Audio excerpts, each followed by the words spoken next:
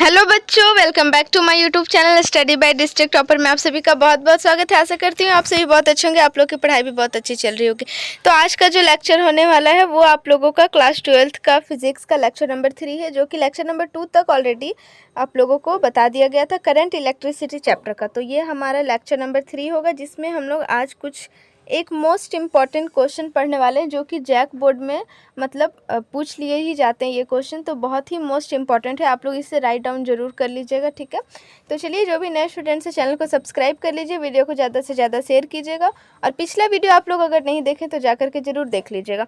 तो चलिए, यहाँ पे है state and explain Kirchhoff's law. तो ये जो किरचॉफ लॉ है ये आप लोगों का बहुत ही मोस्ट इम्पॉर्टेंट क्वेश्चन है। आप लोग प्रीवियस ईयर क्वेश्चंस में भी देख सकते हैं। मैं कुछ दिन के बाद अगर आप लोगों के लिए क्वेश्चन बैंक भी लेकर के आऊँगी, जिसमें हर एक साल का क्वेश्चन रहेगा, उसमें भी आप लोग देख सकते हैं किरचॉफ लॉ मतलब अक्सर मतलब एग्जाम में पूछ ही लिए जाते हैं, ठीक है। तो चलिए, इसका हम लोग आंसर देख लेते हैं। बहुत ही मतलब इजी वे में आप लोगों को समझाया गया है, और बहुत अच्छा ही नोट से आप लोग देख सकते हैं खुद भी, तो आप लोग को अच्छे तरीके से याद भी हो जाएगा। तो चलिए देखते हैं। यहाँ पे देखिए किरचॉफ लॉ क्या होता है, वहाँ पे ये हम लोग यहाँ पे सबसे पहले बात करने वाले हैं। तो Kirchhoff gave 2 laws for circuit analysis. तो जो किरचॉफ थे वो मतलब आई थिंक साइंटिस्ट का नाम है। तो उन्होंने 2 लॉ दिए हैं, 2 नियम दिए हैं सर्किट एनालिसिस के लिए, सर्किट के लिए, सर्किट को कैसे मतलब एनालाइज करना है कि हाँ वो क्या है, कैसे सब कुछ। तो यहाँ पे आप लोग देखिए, पहला जो है 2 लॉ है, तो इसमें पहला लॉ हम लोग पहले पढ़ लेते हैं, उसके बाद सेकंड लॉ की ओर बढ़ेंगे। तो फर्स्ट लॉ क्या है, देखिए मोस्ट इंपॉर्टेंट है, और यहाँ पे इसलिए मैंने इसे हाईलाइट भी करके रखा है, ठीक है। तो यहाँ पे देखिए किरचॉफ्स फर्स्ट लॉ और पॉइंट रूल और करंट रूल और जंक्शन रूल। जो किरचॉफ्स फर्स्ट लॉ होता है इसी को ही हम लोग पॉइंट रूल भी कहते हैं, करंट रूल भी और जंक्शन रूल भी, ठीक है। आप लोग इसे अच्छे तरीके से माइंड में सेट कर लीजिए कि किरचॉफ्स फर्स्ट लॉ को ही पॉइंट रूल भी बोला जाता है, करंट रूल, जंक्शन रूल। तो ये इस रूल के अकॉर्डिंग क्या होता है, according to this law the algebraic sum of all currents at point is always zero. तो जितना इस जो लॉ है इसके अकॉर्डिंग यह कहा गया है कि जो भी हमारा जितना भी करंट पास होते हैं, ठीक है, तो उसको जब एक पॉइंट पे हम लोग जैसे एक पॉइंट है यहाँ पे जितने भी करंट पास हो रहे हैं, तो इसका जो अलजेब्राइक सम होगा, जब हम लोग इसे जोड़ते हैं तो वो हमारा जीरो होता है, ठीक है। इसलिए यहाँ पे देखिए समेशन ऑफ आई मतलब करंट मतलब जितना भी करंट है उसे जब हम लोग अलजेब्राइक टोटल सम करते हैं तो वो हमारा एक पॉइंट पे तो वो हमारा जीरो होता है, ठीक है। ये आप लोगों का फर्स्ट लॉ है। तो उसके बाद और पढ़ लेते हैं, और इस लॉ में क्या कहा गया है। तो देखिए, this law always the conservation of charge. ये हमारा कंजर्वेशन ऑफ चार्ज को मतलब ओबे करता है, मतलब चार्ज के बारे में आप लोगों ने पिछले चैप्टर में भी पढ़ा होगा, ये कि चार्ज को ना तो मतलब ये डिस्ट्रॉयड किया जा सकता है, इस टाइप का आप लोगों का ये कंजर्वेशन ऑफ चार्ज होता है। ये हमारा ये लॉ फॉलो करता है इसे, ठीक है। जैसे अब एक एग्जांपल यहाँ पे देखिए, reaching current is taken as positive और leaving current is taken as negative. मतलब हमारा जो रीचिंग करंट होता है, जैसे करंट यहाँ पे आ रहा है तो ये हमारा पॉजिटिव में लिया जाता है, ठीक है, ये हमारा पॉजिटिव मतलब होगा करंट। और लिविंग करंट है, जैसे यहाँ से करंट जा रहा है तो ये हम लोग करंट को मतलब जा रहा है तो वो हमारा नेगेटिव में हो जाता है, ये आप लोग समझ लीजिएगा। तो अभी इसका एग्जाम्पल देख लेते हैं कि मतलब फर्स्ट लॉ किस टाइप से हमें फॉलो करना है किसी भी एग्जाम्पल के तौर पर, तो वो हम लोग इस एक एग्जाम्पल से समझ लेते हैं, ठीक है। तो चलिए देखिए, यहाँ पे जो हमारा एक पॉइंट है ये, ठीक है, यहाँ पे आप लोग देख लीजिए, ये पॉइंट है, यहाँ से करंट आ रहा है, ठीक है, यहाँ से करंट आ रहा है तो ये हमारा I1 हो गया, और यहाँ से करंट आया और यहाँ से हमारा करंट चला गया, तो ये हम लोग इसे I3 मान लेते हैं। उसी तरह से यहाँ भी आप लोग देखते हैं आया और यहाँ से भी करंट आ रहा है और इधर हम लोग इसे कर दे रहे हैं, मतलब इधर से करंट आया और इधर से चला गया, ठीक है। तो आप लोग समझ रहे होंगे। तो यहाँ पे I2 इसे मान लिया है मैंने, और यहाँ पे I4, यहाँ पे आप लोग देख लीजिए इस फिगर में अच्छे तरीके से एक्सप्लेन किया हुआ। तो अब हम लोग यहाँ पे आप लोगों को मैंने पिछले पॉइंट में ही बता दिया है कि जो हमारा रीचिंग करंट होता है उसे पॉजिटिव लिया जाता है।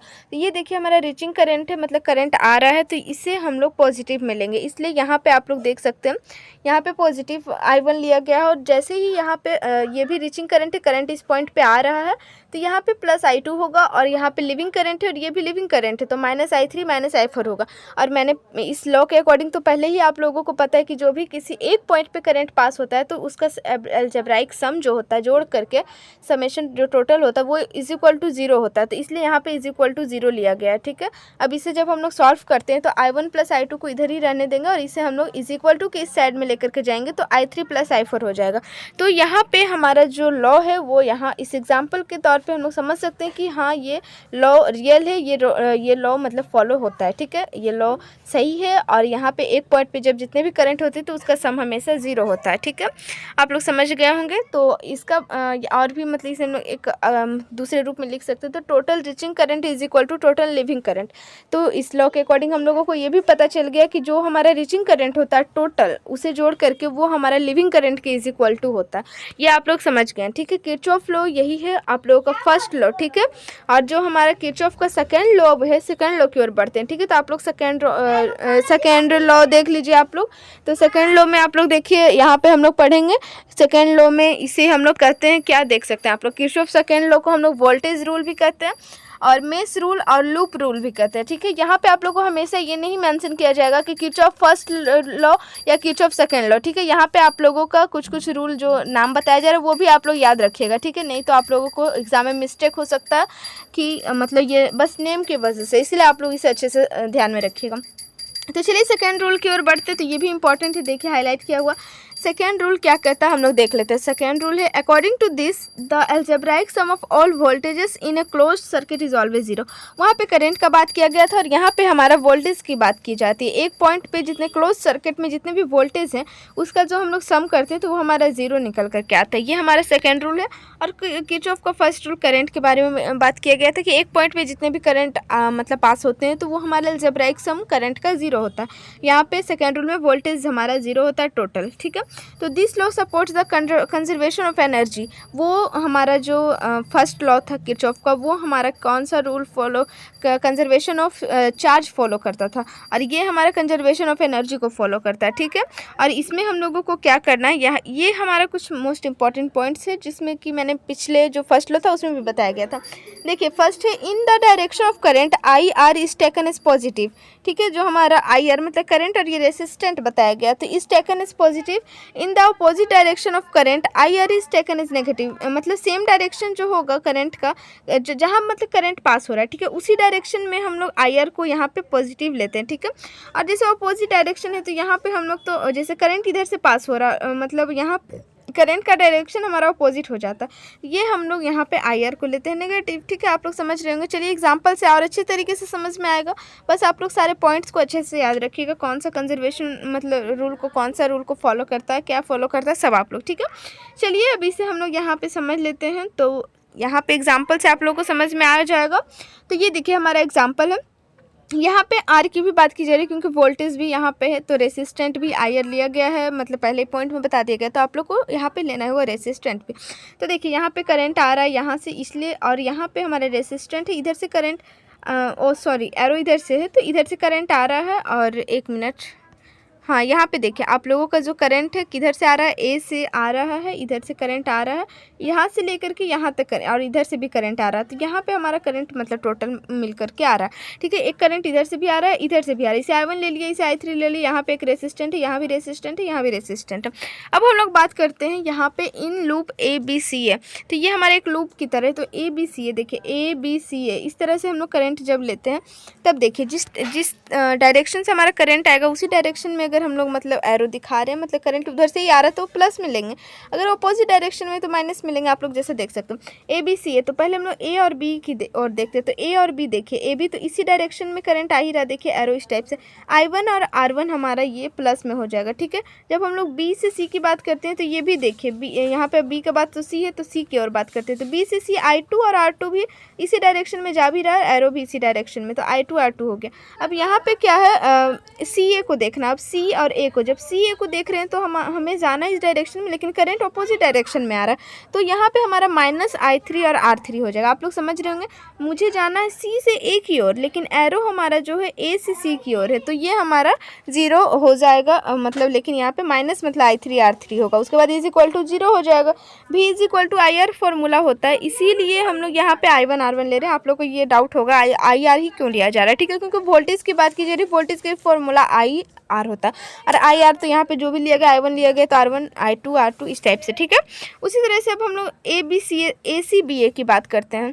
ACB अभी इस डायरेक्शन से चले गए हम लोग, अभी इस डायरेक्शन से बात करते हैं। तो A और C को देखिए, AC से इसी डायरेक्शन में जाना भी है और इसी डायरेक्शन में करंट भी आ रहा था, I3 R3 प्लस में होगा।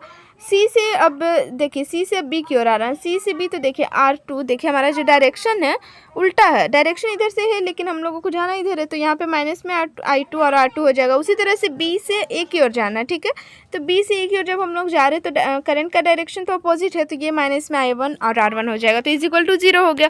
तो यहाँ तक आप लोगों को समझ में आ गया होगा, बस यही आप लोगों को इसमें बस दिखाया गया है एग्जाम्पल में। तो इतना आप लोगों को समझ में आ गया होगा कि कैसे मतलब लेना है आप लोगों का जो फर्स्ट रूल और सेकेंड रूल में कैसे हम लोग किसी न्यूमेरिकल्स में इसे पुट कर सकते हैं, ये आप लोग को एग्जाम्पल से पता चला गया। तो इसलिए आप लोग एग्जाम्पल को भी अच्छे से माइंड में सेट कर लीजिएगा और जितना भी थ्योरी दिखाया गया वो आप लोग देख लीजिए। और नेक्स्ट आप लोगों का जो वीडियो होगा उसमें मैं बस एक छोटा सा वीडियो लेकर के आऊँगी आप लोगों के लिए, दोनों में डिफरेंस। अगर आप लोगों का ये वीडियो आई थिंक लंबा होते जा रहा है इसलिए मैं इसे यहीं पे स्टॉप करती हूँ, और नेक्स्ट वीडियो में आप लोगों को इसका दोनों का डिफरेंस, आप लोग भी कुछ पॉइंट्स आप लोग कमेंट कर सकते हैं तो उसे भी मैं मेंशन कर दूँगी, ठीक है।